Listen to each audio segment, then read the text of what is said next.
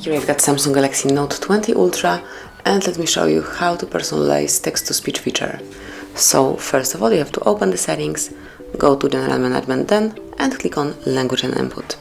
Then select text-to-speech output, and here you can customize it. So let me show you how it works. At first, we've got system language, we've got default rate and pitch. If you click on play,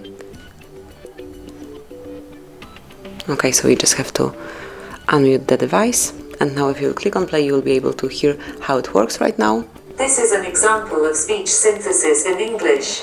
Then you can change the language. So for example, let me pick Portuguese, then I will make it a bit faster, and I will decrease pitch a bit, and click on play to hear the change.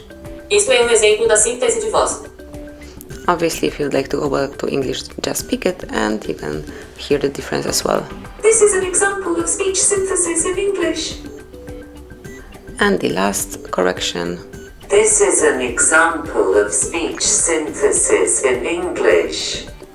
So this is how it works. If you'd like to go back to default setup, just click on reset, and now you are the first setting again. This is an example of speech synthesis in English. And this is it. So this is how you can customize it. Enjoy.